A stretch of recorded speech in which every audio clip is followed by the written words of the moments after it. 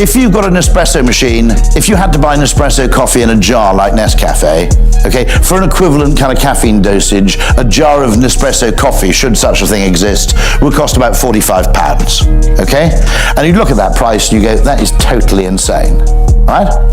But we don't know what an individual Nescafe costs. So when we put a 29p pod into our Nespresso machine, our frame of reference isn't Nescafe, it's Starbucks, or it's your local coffee shop.